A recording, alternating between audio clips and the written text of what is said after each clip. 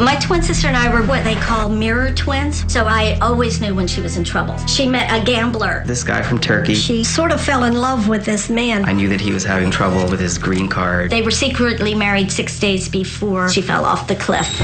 It was a shock for our family. It just wasn't real. After an investigation, they said it was an unfortunate accident. It is a mystery to me what really happened. I would like to know if he pushed her off the cliff. We are all made up of energy. Energy cannot die, just simply transform. I want you to think beyond the person that you want to hear from. It's where she's just showing me lights out, lights out.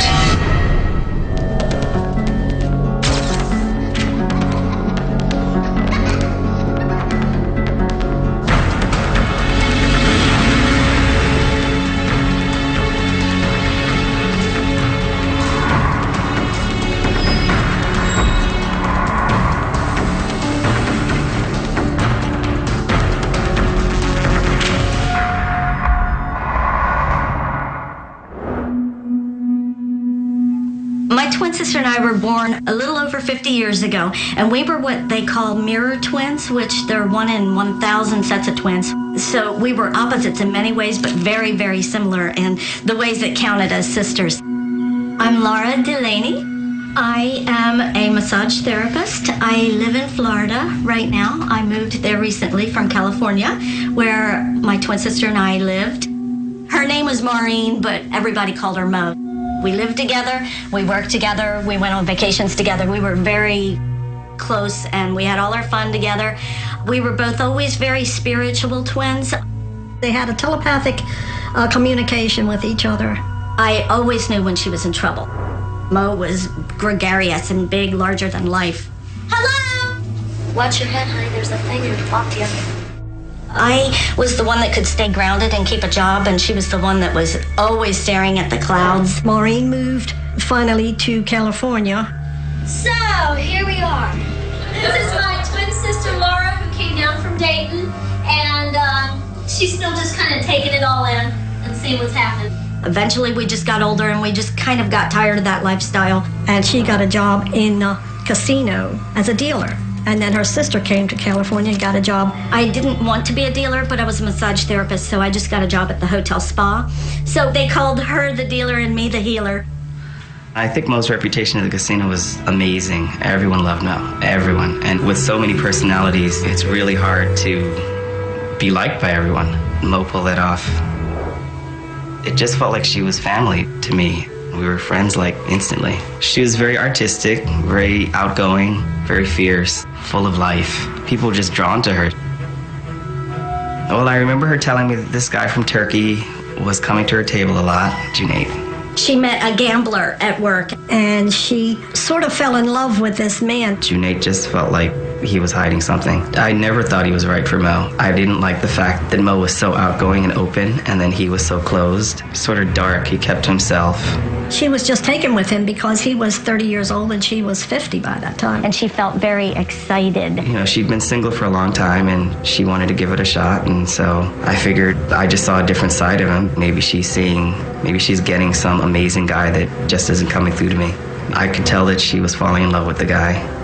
I knew that he was having trouble with his green card. He's from another country. He's afraid he's going to be deported. I specifically had a conversation with Mo where I said, do not marry this guy to help him stay in the country. And Mo said, absolutely not. She promised me that she was not going to get involved with him anymore. I didn't know what to make of it. It all just didn't ring quite true to me. And so they were secretly married 6 days before she fell off the cliff. 911. I got an emergency here at Gaviota. Hey, what's going on? A gal fell off a cliff, and she's laying down by the railroad track, and nobody's gotten down to her yet. She's not moving right now. Who's not? The woman isn't. Laura called me from California, and she said, Mom, I have this horrible feeling. And I said, I feel like Mo's in trouble. I said, don't worry, just let it go, and she'll be back in a little while. Well, she never came back. The last conversation I had with Mo, they were having a dance party at the casino, and we had made plans to end our shift and go party. Mo got off early, which was really weird because it was so busy that night, and she went and went out with Junaid instead. I just started pacing my room, and at 9:30 at night, I sat down and I said, I have to find out what's going on with Mo. And of course, Mo was in a coma at that time. Laura called. She left a message on my phone saying that I had to get in touch with her, that Mo was hurt really badly. I always think if she hadn't gotten off early, we wouldn't be talking about this. It was a shock for our family. She was in ICU, and when I went in there to see her, I took one look at that body, and I knew that Maureen wasn't going to go back in that body. She was out of there.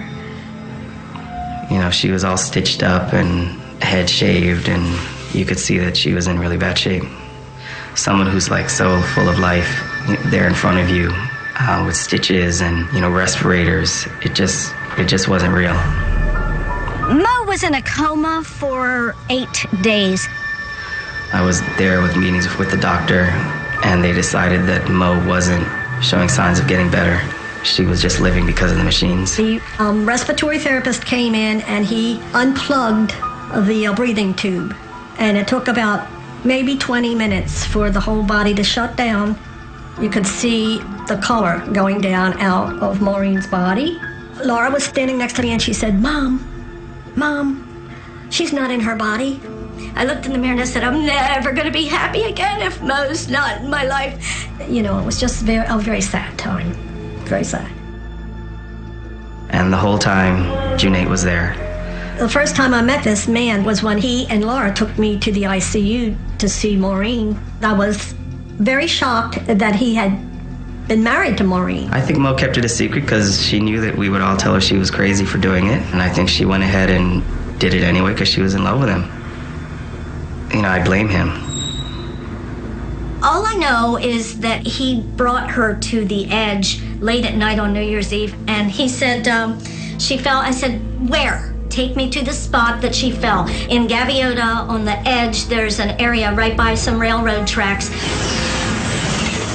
And it was way up on the cliffs. I looked down where he pointed to where her body was, and it was about 100 feet on rocks. When I got back home after about 20 days, Laura was still trying to pursue how her sister could have fallen.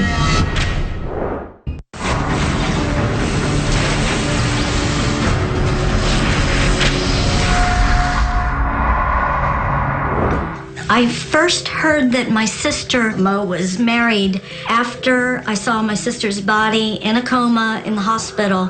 After an investigation, they said it was an unfortunate accident. Laura, she gave me a call, and we started speaking about the case.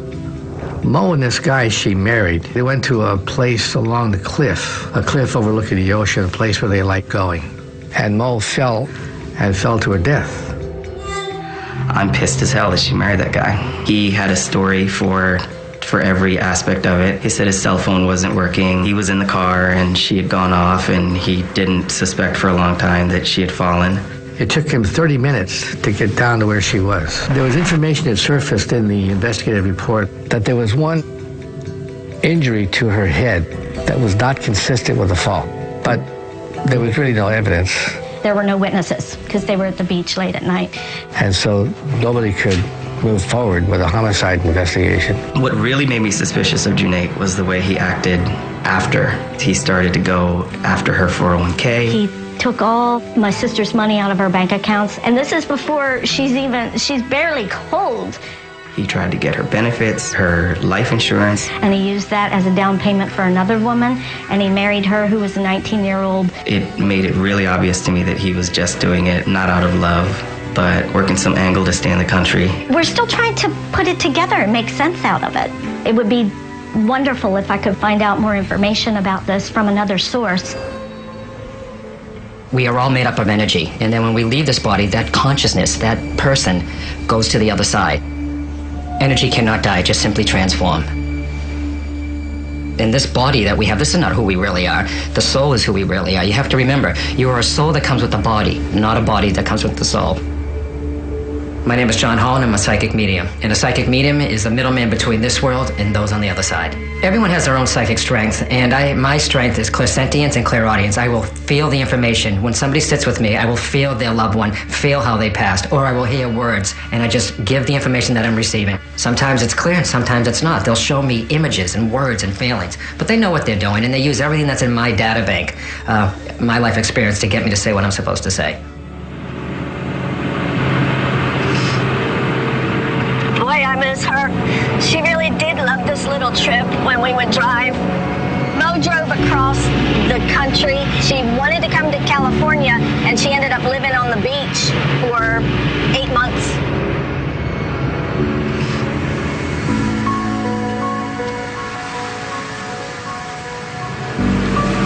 And she would sleep under the stars, no tent.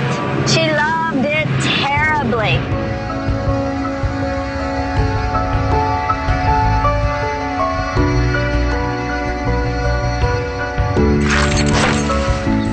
I know this place made me happy, but it just makes me a little sad.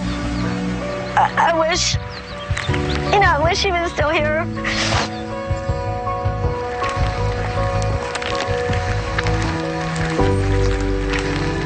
She was cremated, so since there was no real grave for her, this is a nice little place for her to rest.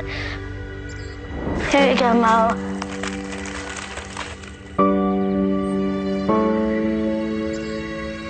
When somebody goes away from you physically, they just stay with you in your heart. So she's with all of us. If someone passed tragically, I will feel those emotions. And it's a lot of work because I'm using every cell, every fiber of my being. I'm the antenna. I'm the equipment. When Laura told me she was going to talk to Medium, I was excited. They've always been open to that sort of stuff. I know that it was really hard on Laura, and I hope that it would help give her some closure. It is a mystery to me what really happened that night. If there were answers, I would like to know if he pushed her off the cliff. The best way for me when I do my work is I don't want to know anything about anybody. I'd rather just go in there and have the person just sit there and that I don't know, I don't want to know anything. That way I can be objective. I just trust that the information will come in, and it usually does. Before I go into a session, I just try to get out of the way. I just try to get the day, everything about me, John Holland, put aside, so I'm just a pure channel. Hello. What's your name? I'm Laura. Laura, how are you? I'm wonderful, thank A little nervous? A little, yes. Okay. So I want you to think beyond the person that you want to hear from. Okay, because you got other people on the other side, yes? Yes. Okay, so anybody can come through, and I will be flooded with words, images, feelings, and I'll try to interpret what they're giving me. So just relax and let it happen. What's going to happen? You ready? Yes, I'm ready. Okay, all right. So as soon as you're sitting here, I know you're nervous, but as soon as you're sitting here, Laura, I immediately pick up. Are you one of two girls, please? Yes. Okay. The sister that of yours have passed, same age or twin, please? They're twins. Right, absolutely.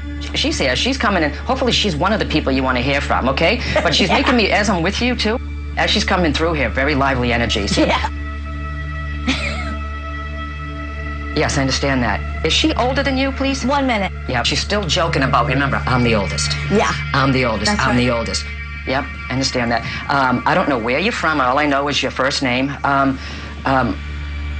Before I came here, all preparing for this, I got something. Every once in a while before a sitting, I am told by the spirit to bring a white rose, a sunflower, a crystal. I don't know why I'm impressed to do it. I just trust it. And I usually just go. There's always a message of why I'm supposed to do something, okay? Or pick up something, okay? So, I'm supposed to give you...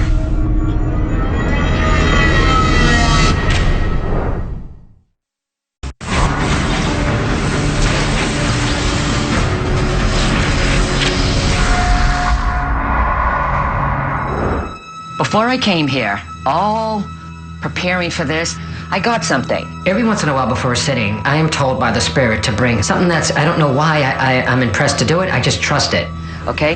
So, I'm supposed to give you this turtle. I go to the turtle pond for my healing. My biggest hesitation in coming here was who was going to feed my turtles at the pond. Just the idea that my sister is with me at the turtle pond. It's such a wonderful, kind of a wonderful relief. Oh, that's excellent. Oh, there's absolutely no way anybody could have done that except for somebody that's reading through the ethers. The spirit will use something that I know. I'm a scuba diver. I have this thing about sea turtles because I swam with the sea turtles in Hawaii. I have a little pewter turtle that I was focused on all day, and I was impressed, I believe, by the person on the other side to take that small turtle of mine. Well, she wasted no time. No. I gotta give it to her. I gotta give it to her. Okay, 1 second. She's talking about here. Now, is she gone? I feel like a year and a half going into Just, 2. Yes, you're exactly right. Okay. Am I right? This is an unexpected passing? Oh, Yes. Not a lot of time to say goodbye. She's making me aware of, No. okay?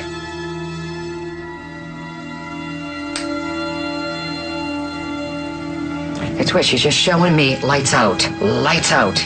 Like the lines are going over my soul, over my eyes here. And, why is she in the head with her? She hurt her head. She fell and hurt her head. That's fine. So that's why I'm getting... this is a sudden passing, okay? Did she get pushed?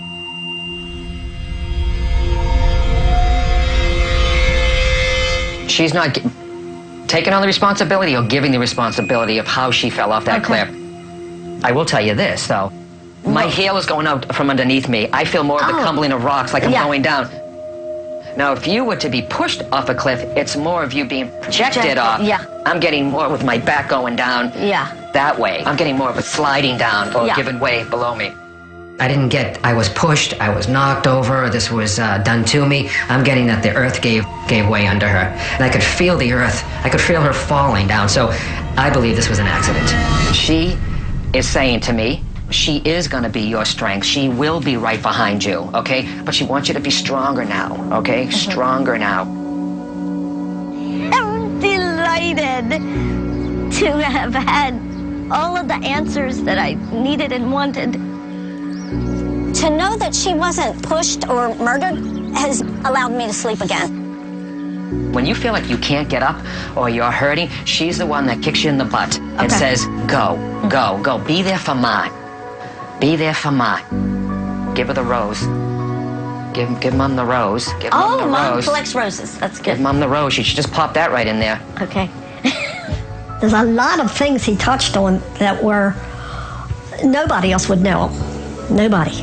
And remember, a lot of love, and you're not alone. You're not alone. You're not alone. Okay? Okay. All right. When I heard my twin sister was coming through and she gave me this turtle, which I have gotten now put on a pendant, I feel like my twin sister is always with me. You have to realize, it's the sister here who's missing the sister that passed. The sister that's on the other side doesn't miss her here because they're still part of our lives.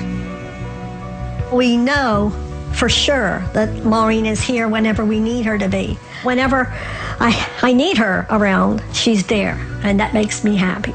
If I can give a little closure or help with their bereavement, if I can bring through validation that life goes on and that love can never die and death can never rob you of it, then I feel I've done my job. I would say that I have also gotten to a place where I can forgive and move on. Junaid is still at the casino. He's there, and he's still hitting on women. If I could talk to Mo today, I would tell her that I love her, that she's like a sister to me. She wouldn't want me to spend another minute in sorrow. She would want me to be happy. I'm not surprised when someone can get healing. Many times people will walk up to me and they were like, John, you don't know what you did. Not just necessarily for me, you don't know what you did for my family. And I usually say, I didn't do it, they did.